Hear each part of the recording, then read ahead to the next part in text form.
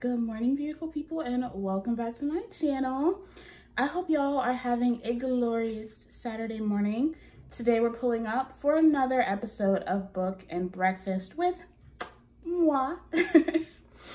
I'm excited about today because I told you guys in the last Book and Breakfast that I've been wanting to get back into my dark fantasy romances because I had several that have been on my shelf and I hadn't really tapped into them. So today we're gonna be cooking some good ass food. We're gonna be talking about the things that I'm currently reading, and I'm going to give you guys some of my favorite suggestions to start off on your dark fantasy romance journeys. So if you're interested in all that, if you're trying to kiki, talk about books, and eat some good ass food, then just keep on watching. Before we get to cooking, let's talk about some books. I am reading some good things right now, y'all. Currently I have 3 that I'm working on, which will soon be 4 because I'm going to be doing a buddy read with a couple of my friends over on the Clock app. If you're not following me there, you should, because I've been posting more frequent bookish content. That side is more of a bookish space for me than my other pages. I'll have it here, and my socials are always listed in the description box below. So currently working on 7 Days in June and currently loving it. I hear a lot of mostly praise for this book, but this book does get some criticism as well. And I will say, I don't see myself giving this anything less than 5 stars simply for the rep alone. I don't think I have seen myself so much in a character in a book ever. The experience that you see our main character Eva going through as a child and throughout her adulthood with her chronic illness and migraines is to a T what I experienced in high school. Those of you who watch me, who've known me since I was a kid, you know I have had it rough for a very long time. And the migraines and cluster headaches were one of the first signs that there was a lot going on with me that was wrong hormonally. And it took a long time to figure it out, and it really just stunted a lot for me as far as me being social, as far as my ability to go to school and keep up with my grades. And while I may not have had the home life that Eva had, I absolutely 100% saw myself in this book, not just in her personal experiences physically with the amount of pain that she deals with on a regular, but the way that people treat her, the way you see how people start to kind of turn away from you as you're not able to do the things that you used to do, when you can't show up to the parties and you can't show up to class and you can't always get your homework done. And then eventually that turns into being the spouse or the partner who is always sick and who always needs a little bit of extra care. That is so on point, and the way that she does turn to substances and self-harm as a way to cope, and also Shane's journey with drugs as well is just incredibly on point. So heavy trigger warnings for chronic illness and addiction. A couple of you guys and other people have said that you feel like this is struggle love, and I have a really hard time accepting that with this book. Granted, I'm a little more than 50% of the way through, but I really challenge people and I really question people who consider books that deal heavily with drug abuse and addiction and the actions that can come with that. I heavily challenge people to question whether that is struggle love or if that is just too real for you to handle. Because there are a lot of parts of this book that absolutely, to me, I feel can be triggering and are triggering, but I don't think that takes away from the value of the story. And I also don't think that takes away from the love that these two people have for each other. And me, truthfully, I'm pretty sure I'm expecting there to be a 3rd act breakup. I'm expecting him to do something stupid or her to do something stupid. That's addiction, y'all. That's life. That's living with illness. It's not fun and it's not great. Is that a struggle? Absolutely. Welcome to the real world. Like I said, I personally, I guess to me, I have a hard time subscribing to those things. Yes, people who deal with addiction can be incredibly toxic, and you may end up in situations where you have to get away from that person. That person is triggering, you can't do it. Sometimes the two of you being together is more detrimental than the two of you being apart. But I think people really need to stop and think about what they frame as struggle love, because it's not like this woman was following this man around for 15 years while he was dealing drugs, and she was going to jail for him and sticking by his side while he was, you know, fucking hoes, you know, in some other apartment with a double life. That's struggle love. I'm just saying, this is not a Tyler Perry film. So, yeah, I've been trying to find the criticisms, and I think sometimes when the realities of like real straight up life hit in romance, I think sometimes people just don't really like that. I think people want their belief to be suspended a little bit. And if you want a fluffy romance, there's absolutely nothing wrong with that. But I think just because something isn't inherently fluffy doesn't make it struggle either. If you want something fluffy, like there's fluff out there, but I think like I cannot discredit this book at all. And maybe it's because my personal life story is reflected so accurately within this book that I would be pissed if someone tried to put that shit on me. And so maybe I'm just projecting, but hey. And then I also started working on Heart of the Sun Warrior. I haven't gotten that far through it. Granted, I literally just started reading this. I'm on chapter 3 because I finished another book last night. This is the second book in the Celestial Kingdom duology. So we are back with our original characters from Daughter of the Moon Goddess. Our main character, Jinyin, is living on the moon with her mama. Everything is kind of serene and peaceful until people start rolling up. There's definitely some unrest going on in the Celestial Kingdom, and a lot of that unrest is related to the events that the main character carried out in the first book. So if you haven't read the first book, you definitely need to make sure you read that before you dive into this, because there's a lot of context that you're going to miss. I'm really excited to see what happens within the story, because I just know the action is going to be great. I'm so happy to be back in this world because it is literally one of my favorite fictional worlds right now. It's just so whimsical. There's just so much beauty and magic in this world, and I love the characters in this book. Speaking of things that I literally just finished, I literally just finished reading Maame by Jessica George, and y'all, I have such a love-hate relationship with that book. I can't, if I had to rate it, it would be a 4-star read for me. I think that the messages within that book ring so true, and I think are very important for a coming of age story centered around a Black character.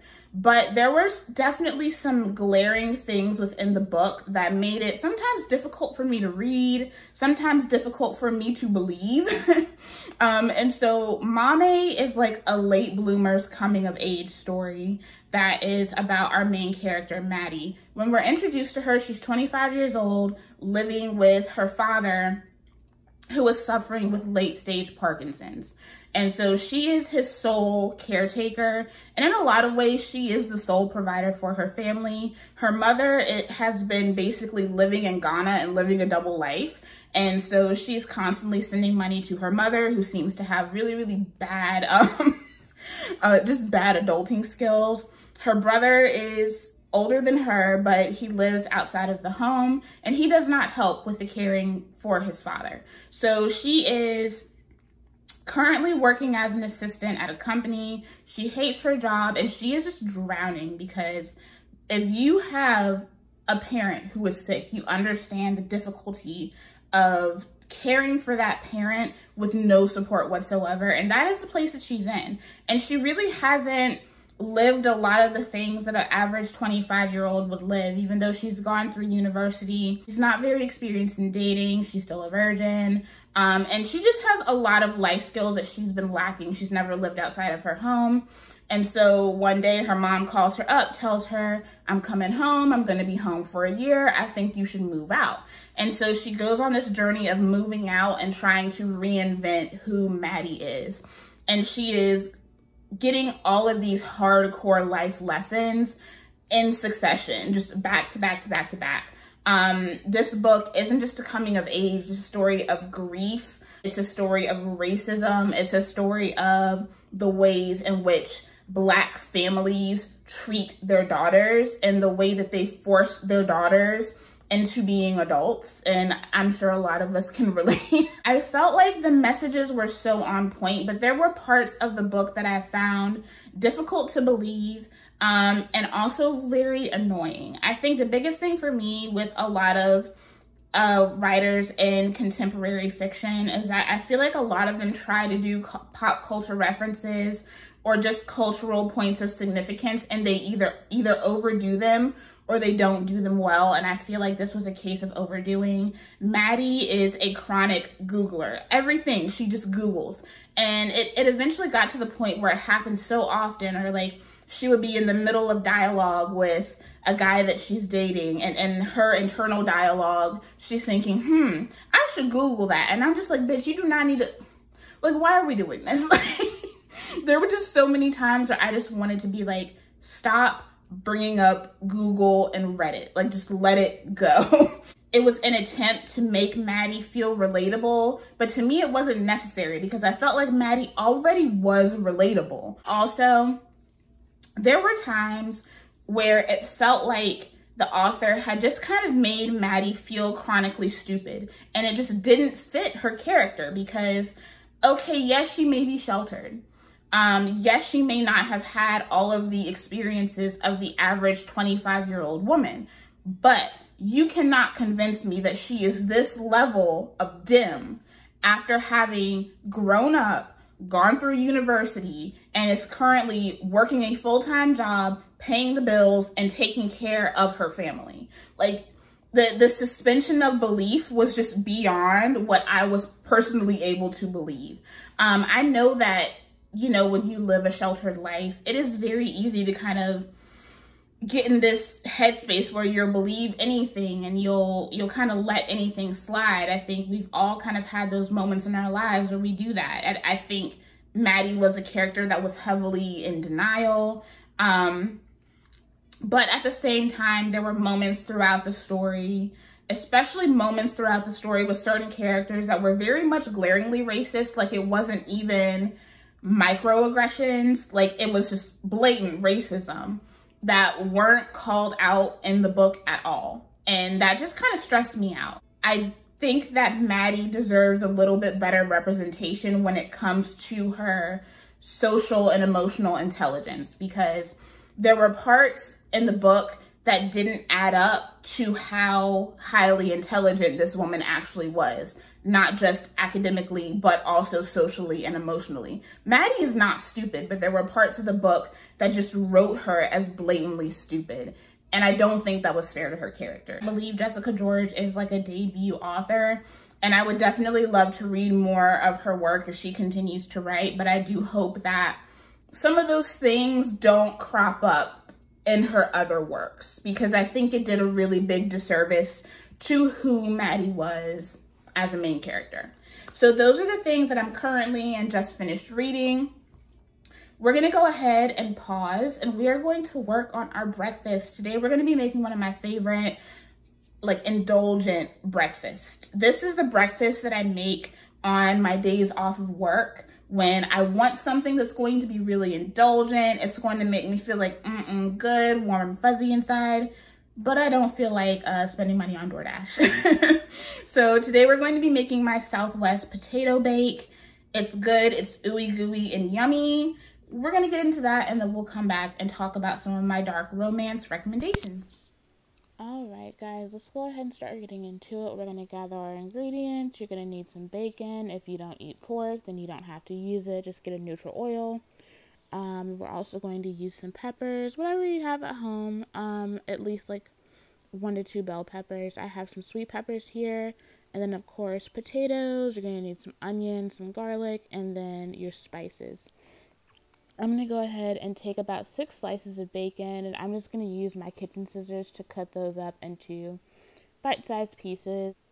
Once it's unthawed, it's just a lot easier to use kitchen scissors as opposed to using the knife. So I'm just going to cut this up, and then we're going to go ahead and add it to our skillet. It's already been preheating.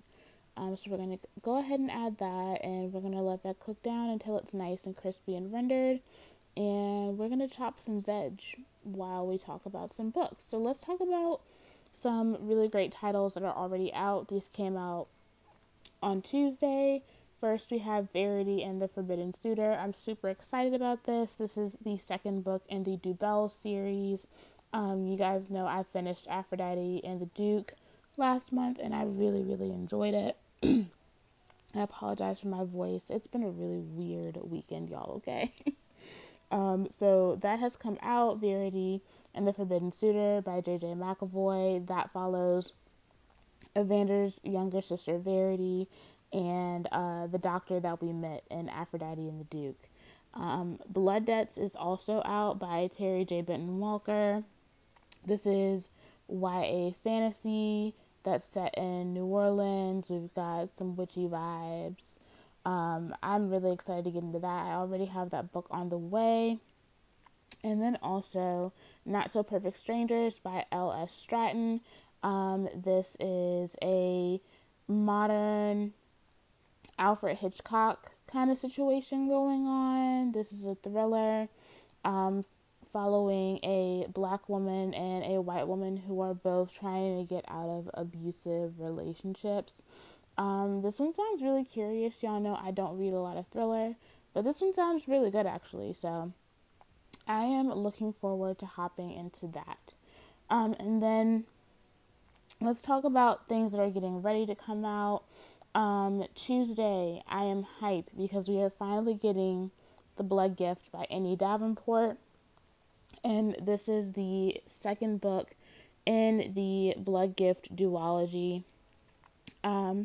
If you have not read The Blood Trials, y'all, you're missing out. It is everything. It is sci-fi, fantasy, new adult, and it is hardcore. It's set around your main character, Akenna, who is entering into these gory blood trials to try to get into the society's secret service as a way to try to figure out who murdered her grandfather. So this is book 2. It's going to hop right into the events that took place at the end of the blood trials. So that is coming out on the 18th, and I am super excited. I have been waiting on this for several months. Alright, and then we're done chopping. I'm just going to go ahead and take this bacon out of the pan. Be careful. The one I had was like way fattier than I usually use, so it was like popping the living crap out of me. We're just going to put this into a bowl lined with some paper towel, and then I skimmed off like 3/4 of the fat that was in the pan. How much you take out is going to be dependent on like how fatty the bacon was that you used. And then once you're done doing that, you're going to go ahead and throw the vegetables right in and let those cook. I'm going to let those come down, cook through until they're translucent, and I'm also going to chop up some garlic and throw that into the pan, and then start chopping up some potatoes. Alright, so some more highly anticipated releases. If you are a fan of Anna Huang and the Twisted series, we are finally getting book 2 of the Kings of Sin series. The first book was King of Wrath, the next book is King of Pride, and this is coming out on the 27th, and this is Kai's book. Kai, and I think her name is Alexa, if I remember correctly. But they are both friends of Dante and Vivian, who we met in King of Wrath in book 1. I'm super excited because it sounds like Kai is going to be probably like the softest of all of the characters that we meet. And I'm hyped because Kai was really freaking adorable in King of Wrath. So that's coming out next week. And then at the top of May, we have Fourth Week coming We have Fourth Wing coming by Rebecca Yarrow. People are really hyped about this book. It's giving kind of like dark academia. This is a fantasy set within a college that is created for dragon riders. I'm not quite sure if I'm going to pick this up, but it does sound interesting, so I think I may either wait to see if my library gets it or see if I can get this on Libby. Also, Fake Dates and Mooncakes. This is supposed to be like Crazy Rich Asians meet Heartstoppers. It's a YA rom-com, and I'm super excited to check it out. And then I'm just going to go ahead and add my seasonings. We have garlic powder, paprika, some cumin, some chili powder, and a little bit of cinnamon. Trust me, it tastes amazing. And of course, you're going to salt and pepper to taste. Throw all that in there, and you're just going to stir that around. And then what I like to do is I like to take some chicken broth. You're going to add about 3 turns of the pan. You don't want to add too much. You're going to throw the lid on, and you're going to let that steam until all the potatoes are cooked through. This is how you get everything cooked through from the top to the bottom. And then once that is done, it's a little bit like that. Cut your heat off, and then you're going to add your layer of cheese. I'm adding enough cheese to cover the top of the pan and to make little divots, because the cheese is what is going to hold our eggs. So I'm going to make little wells, 4 each. I basically, however much I make of this dish, it depends on how many people are home to eat it. So we're doing 4 today. And then I'm just going to crack an egg into each little well. And then this is going to go into the oven at 375 until the eggs are cooked to your desired temperature. I don't like super duper runny yolks. I like them to be like almost kind of like jelly. I know that probably sounds weird, but it tastes good. And so before we get into everything else, we also have Yellowface by R.F. Kuang coming out on May 16th, along with Fake Dates and Mooncakes. This is highly anticipated from R.F. Kuang. It's more of a satirical piece around a white woman who steals the work of another author and pretends to be a different race. We also have the re-release of The Kingmaker by Kennedy Ryan coming out on the 23rd, which we're going to be talking about because I'm going to do a spotlight on her. And then here I'm adding the bacon, of course, and I'm making it look pretty because that's me. We also have The Battle Drum by Saara El-Arifi coming out on the 23rd. This is the second book in the Ending Fire trilogy. If you have not read The Final Strife, get into it. It is so good. And then on the 23rd, we also have That Time I Got Drunk and Saved a Human by Kimberly Lemming. This is the 3rd book in the Mead Mishap series, but this is only coming out on Kindle. It's not coming out on paperback until like January. So those are all the new releases coming out, and that is our breakfast. This comes out with super tender potatoes. The eggs are bomb. The seasoning is great. It's cheesy. You get that little bit of Christmas from the bacon. It's just everything. So yeah, I hope you guys enjoyed. Alrighty, so I hope you guys enjoyed that recipe and found some new books to keep your eye out on for the coming months. Now, let's talk dark fantasy romance. So dark fantasy romance is exactly what it sounds like. These are fantasy romance books with a dark edge. And they vary just like regular old dark romance does. There are dark romances that range from real dark to more lighthearted with dark elements. The first one, this is an author that is new to me, a series that is new to me, suggested to me by several of my friends over on the Clock app, and they were so right. This book, y'all. Right now, this is one of my favorite reads of the year. I can confidently say that. I love all of the characters. I love the world. The FMC is one of my favorite FMCs of all time. This is just too good. This is Deal with the Devil by Bex DeVoe, and this is book 1 in the Underworld University series. This is a relatively new release, and the next book in the series is going to be coming out in, I believe, June. This is book 1 in a 5-book series. And this chronicles the afterlife of our main character, El-Arifi. Now, y'all, when we're introduced to her, we find out that she is a mafia princess. She is the only living daughter of the Ricci family, and they are arms dealers. They are hot shit, living in Jersey, and they're that family. Like, basically, they kind of have the reputation of the Gottis. Think of, she's like the Victoria Gotti of this world. And so we're introduced to who she is. She is currently taking classes at NYU. She's well studied, but she is also like running her shit when it comes to her family business. At the time that you meet her, they're kind of in a frenzy because some bad guys are coming back into town. The brother of her ex-boyfriend, who she has come back into town, and he wants to get his. He's coming for blood, and he starts killing folks, and he eventually gets Olivia. Olivia dies, and when she wakes up in the office of the headmistress of the Underworld University.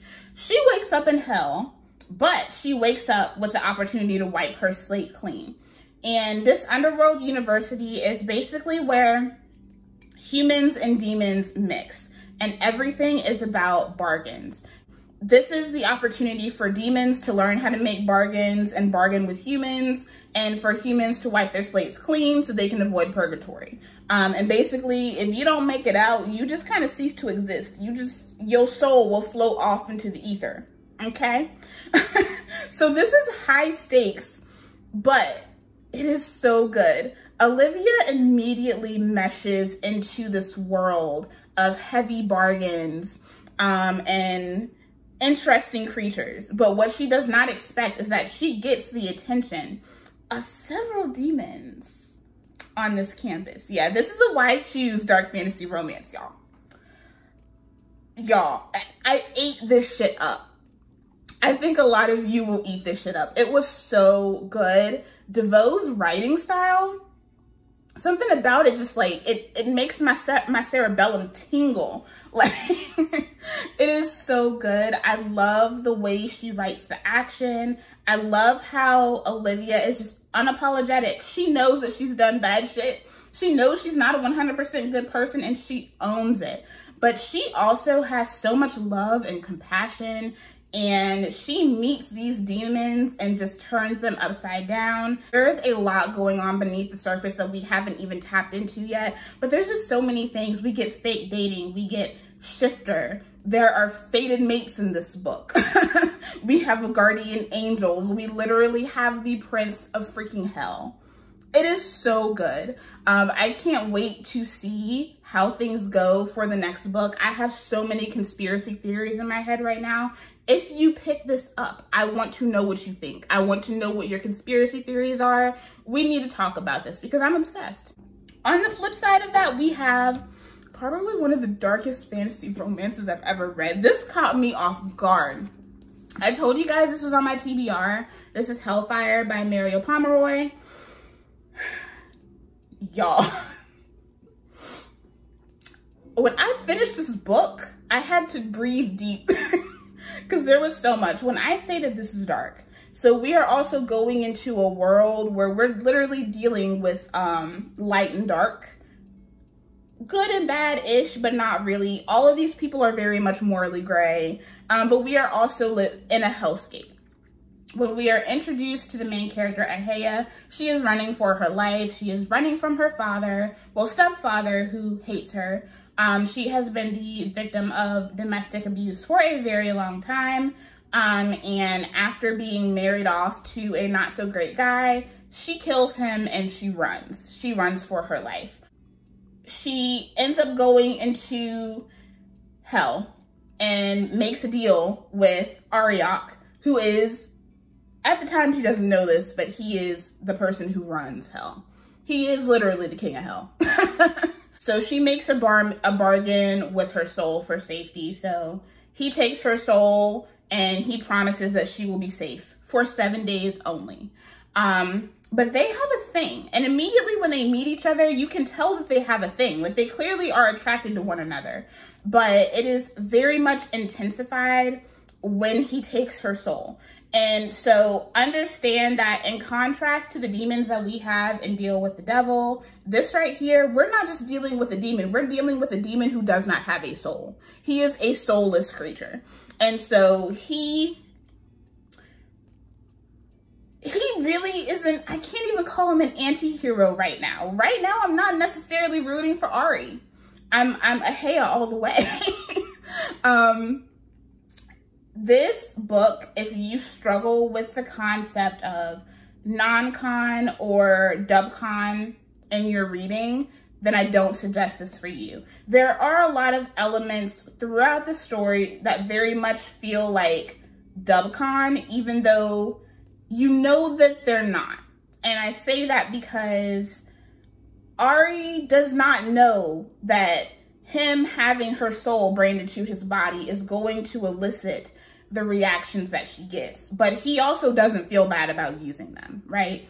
And so it almost feels very dub-con-y, but they do have a safe word. I would rate this a 4 out of 5 stars. I think overall I'm really invested in the story.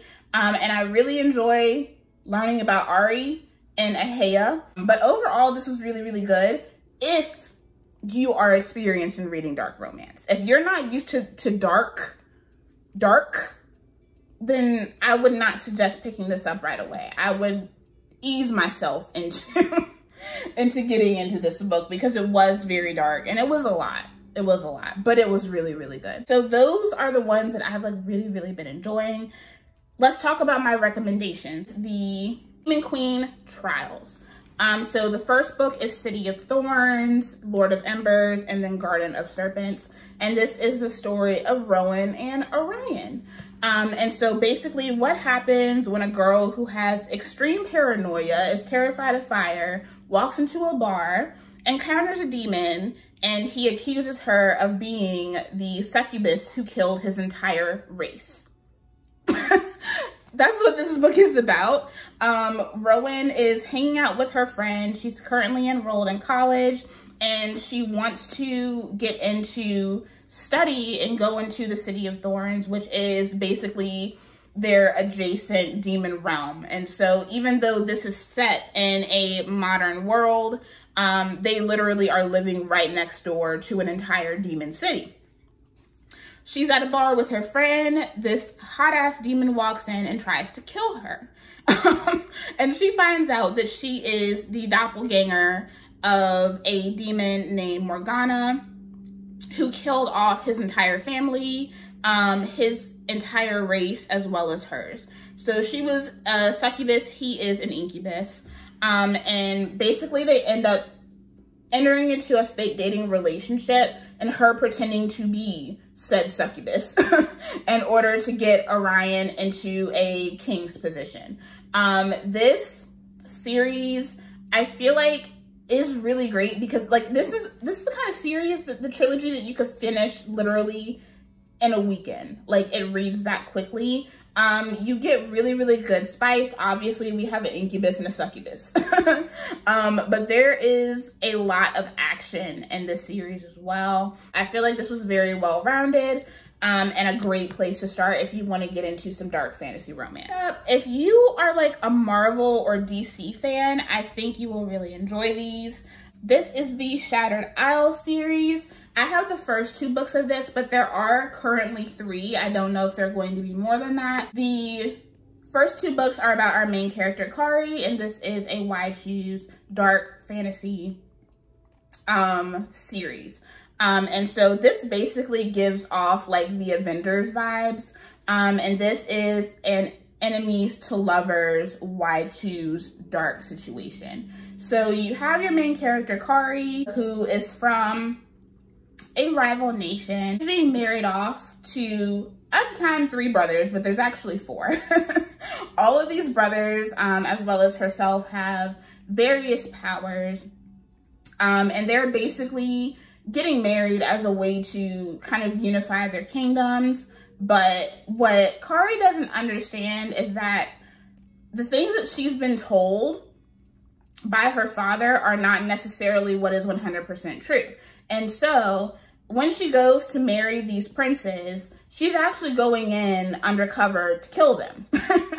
But it turns out that they're actually true mates. She falls for them, and she finds out that everything that she was taught and everything that she had learned was a lie.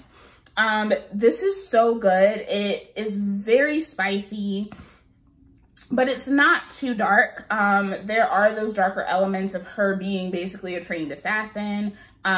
There's shadow magic in here. One of them has like super strength. One of them has the ability to, you know, manipulate lightning. And another one is like, his powers are focused on like gadgets. And she has magic that is focused around like ice. It's really, really cool. It's really good. The spice is spicy.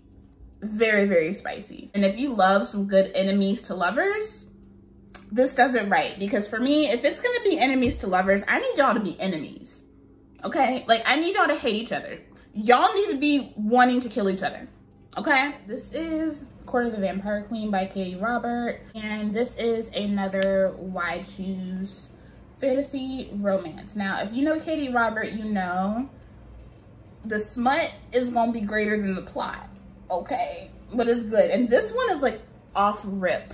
You're like literally first chapter. You're like, damn, can I get a hello? How are you? Off rip, it is spicy, and it is spicy until the very end. This is about our main female character, Mina. She has been sold to Malachi, our very, very old vampire, by her father. And basically she has been sold as his breeder. And her sole purpose is to get pregnant and have this vampire's baby. But there is more to Mina than meets the eye. And so she has been basically like vilified by her family and other vampires because they just think that she's just regular, that she just doesn't have vampire blood. But there's more to her. She ends up becoming quickly attached to Malachi and his other friends. This is very enjoyable. Like I said, this is 3 books in one, but this moves so fast. It's honestly such a quick read. It's definitely one that I think is good if you kind of want to start with something a little bit more like close to home as far as like the vampire romances go. I feel like those are always a really easy place to start. And also, can we just talk about the artwork in this? Like, how beautiful is the artwork? Gorgeous. So yeah, this was really, really good. It was a really quick read for me. I got this back in October and I really enjoyed it. Like I said, more smut than plot, but I felt like the plot that was there, like I did really enjoy. This moves very, very quickly, so it's definitely like a really great quick read if you want to get into something that's going to be on the darker side of fantasy romance, but something that's not going to be too heavy. Listen, y'all, the smut is smutting. When I tell y'all the smut is smutting, I want you to understand that it is like smut, like dirty, filthy, and it's probably going to be more than everything else in the book, okay? When I say the smut is smutting, I mean it. It's just a meatier, heavier series. This is a series that really have only people heard talk about the first book. And I rarely see this recommended, but it is one of my favorite dark fantasy romances, like, of all time. And that is the Angels of Elysium series by Olivia Wildenstein. Y'all, I love these books.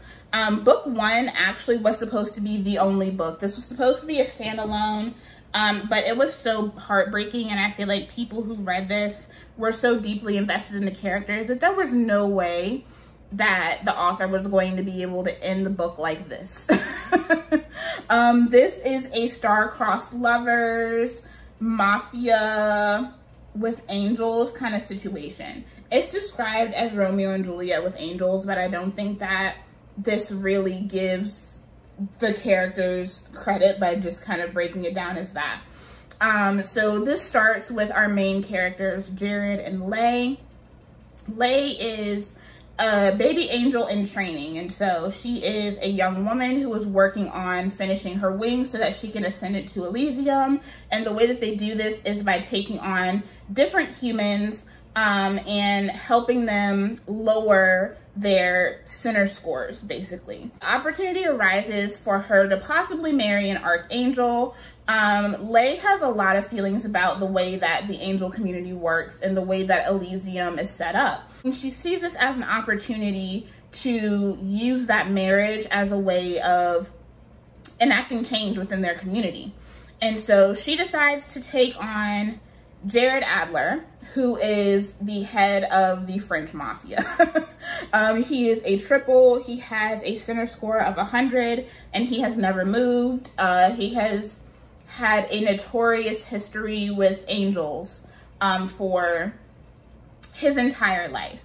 And so she decides to take him on as a way to directly ascend to Elysium and put her in the running for this marriage proposal.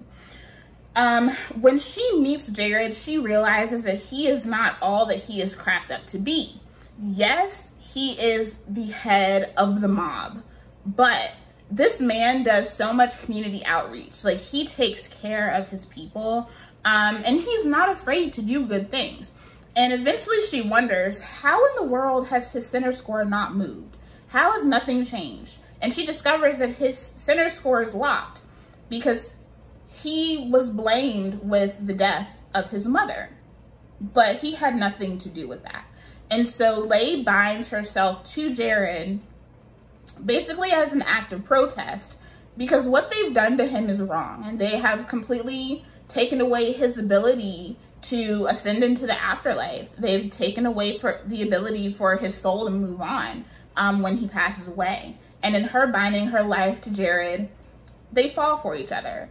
I so enjoyed seeing these two people who just were so different from one another just completely fall. There are so many dark elements to this story, but at the end, you just want them to win. And this is not a spoiler. They don't. It says it's Romeo and Juliet with angels, so that tells you how this book ends. It says a lot that I knew how this book was going to end, and I was devastated when I finished it. Like, I finished it and I was just sitting there like, that can't be their story. But that is not the end of their story. And they are eventually brought back in a roundabout way. And so we move on to Celestial, which is about the said archangel that we met in Feather. This is his and Celeste's love story. Celeste was Lay's best friend. She had glommed onto her at a very early age, and she was completely wrecked by what happened to Lay and Jared. And not only does she hate Elysium and these angels, not only does she hate the archangel who had such a big part in this, but she just kind of hates the idea of love in general. She doesn't believe in it. She doesn't want to fall in love. She hates it. But eventually she is approached by Seraph Asher, the archangel who was kind of at the epicenter of the fall of Lay and Jared. And he tells her that he needs her to get her wings because there is more to Lay and Jared's story. So this book is about how Asher helps Celeste come to terms with all the things that have happened over the last several years and helps her get her wings so she can ascend and see her friend again. This is really, really good. I wasn't sure how I was going to feel about having the first book be so heavily rooted on those two first characters, and then having those characters not really be a presence in the second story. But this is so good, and this book was so needed so that you could get to this one. And so this book is about Naya and Adam, and Naya and Adam are the reincarnations of Jared and Lay. And Naya has been raised by Celeste and Asher as their daughter, and Adam has been raised by other seraphs within Elysium. Nobody knows who they really are. Nobody knows what Asher did to save their souls. And this basically is how their souls find one another again. It was a beautiful story. It's hardcore. There is a lot of unaliving. There is a lot of violence. There is a lot of action. But I love these two. I love Jared and Leigh, and I love Adam and Naya.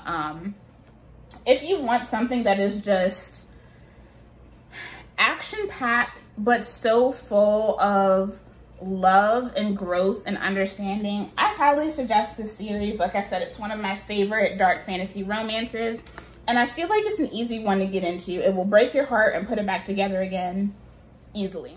This is one that I feel like I don't suggest often because there are some elements in this series that are kind of like, what? You love something that is super smutty, like more erotica leaning, but you want those dark fantasy elements, then I highly suggest starting with the Ruin of Roses series. This is by K.F. Breene. I haven't really read much from her. She has other like dark fantasy works out there, but I haven't really veered into them yet. This right here is a Beauty and the Beast retelling, but so much more with sex demons. It's so nonsensical that I couldn't hate this at all. So this is the story of Finley and Nefane. Finley comes from a small town that has basically been plunged into the Dark Ages. She is kind of the caretaker of her family. She lives with her brother, her sister, and her dad. And she is just kind of like, she's ballsy, tomboyish. She is hot as hell, has no interest in these men's. And her father is sick. And she and her brother are, I guess, technically, I guess they're apothecaries. And there is a specific plant that is native to their realm that they harvest, but it's very difficult to harvest because you can't get to them without having to deal with the presence of the beast. Here, the beast is not a big, fuzzy, burly beast dude. The beast is actually a dragon, and that dragon is the prince of this fallen kingdom. His family was felled by demons, and they lost all access to their magic. They lost their ability to shift, and they were basically plunged into the Dark Ages. So his castle is currently being plagued by sex demons. Like, they're just kind of going through it. And one night, Finley is out trying to get her hands on this plant so she can make more of this brew for her dad. And she is snatched up by Prince Nefane. And their story continues on from there. This is not your run-of-the-mill Beauty and the Beast retelling. I will say this is kind of one of my favorites of that retelling, because they are fated for each other. There is so much to their story. I love Finley as a main character. She's ballsy. Like, she has like that get shit done personality. Nefane is just one big grump. Like, he's just one big angry grump, but he has a heart of gold, and so much of his grumpiness and his anger comes from the fact that he just can't protect his people. As the books go on, you are introduced to just how magical this world is. But I will tell you, there is so much that just feels like complete insanity going on here, because like I said, they are being controlled by like sex demons, right? There are incubi and succubi all over the place. I think one of the silliest characters is Hadriel. He is one of the butlers, and he is just a fool, like a plum fool, straight up comic relief. I don't think I've read a lot of dark fantasy romances that literally had me laughing out loud, and there were so many points throughout the series that really, really had me laughing out loud. The smut is smutting. There is a lot of smut, but I would say for pretty much all of these books where there is a lot of smut, there is still a lot of plot. I feel like the only book that wasn't like super duper plot heavy was book 2, which is Throne of Ruin.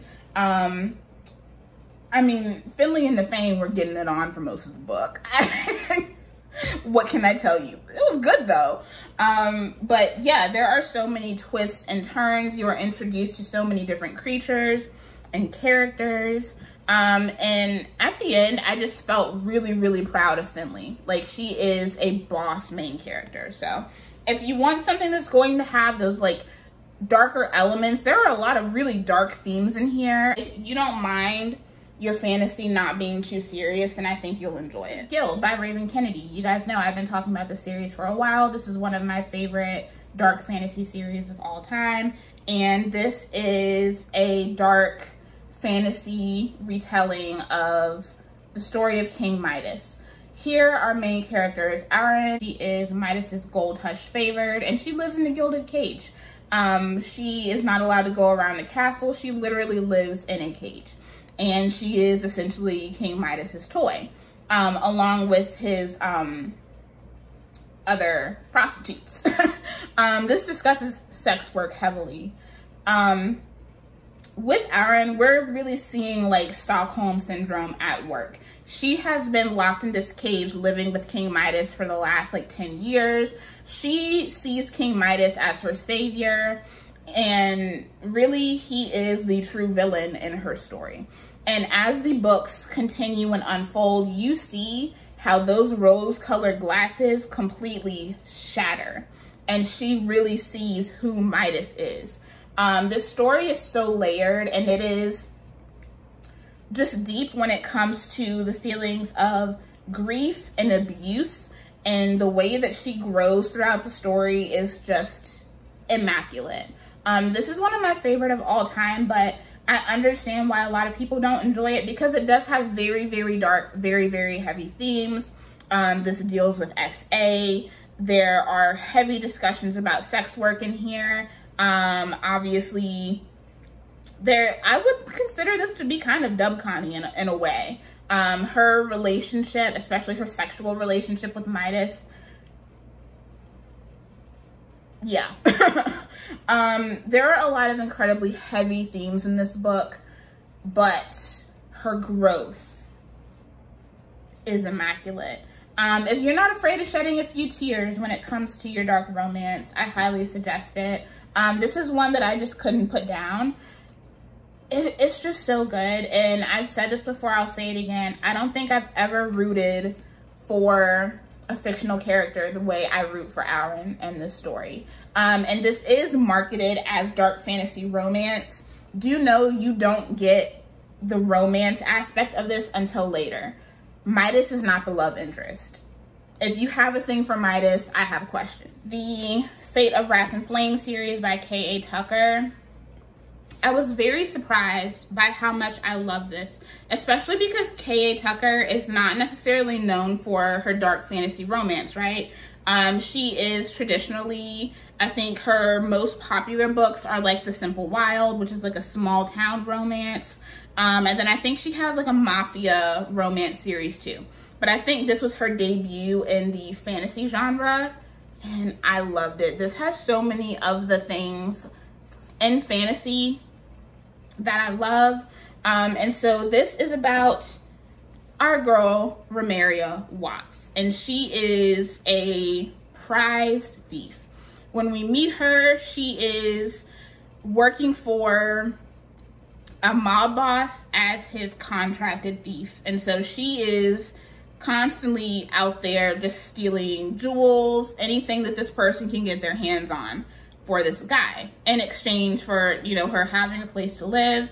Her life has been pretty traumatic. Her family was split up when she was very young. Her dad started having visions and swearing up and down that demons and fairies and things like that existed. He lost his mind. Her mom went like strictly like radically religious, and she ended up homeless. And that was how she ended up into the game of thievery. When she's doing one of her jobs, she is approached by this woman who asks her to do some work for her. She takes her to her home across the country and tells her that she needs her to go into this world, and she needs her to collect something for her. She needs her to take care of this job. Well, what Romeria doesn't know is that this woman is actually part of a fairy world. And instead of just doing a regular old heist, her mortal body is killed and she is ascended into this alternate world full of fae and vampires and everything else you can't imagine. In this world, her soul is thrown into the body of her doppelganger, but her doppelganger is currently on the run for killing members of the royal family. Not only has she killed members of the royal family, but she was supposed to be wed to the prince who is now the king of this nation. And so Remeria has to take on living in the body of the villain. And she has to find a way to get Xander to fall for her and trust her again so that she can carry out these tasks that she was thrust into this world to do. There is so much in here.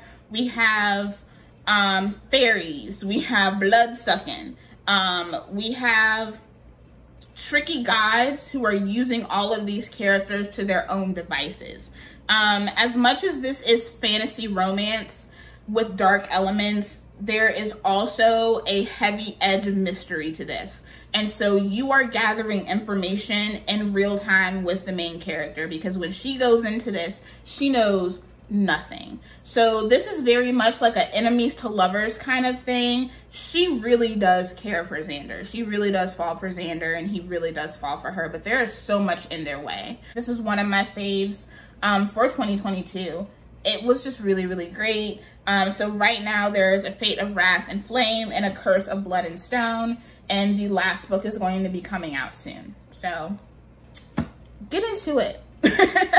That is it for this installment of Book and Breakfast. I hope you enjoyed it. So far, like, my reading month has been really, really good. It's been really, really fun. I've been getting back into a lot of the different reading genres that I really enjoy that I had just kind of fallen off on. So you guys let me know, what have you been reading so far? What books have really stood out to you this month, if any have at all? And I can't wait to see you guys for the next one. Bye.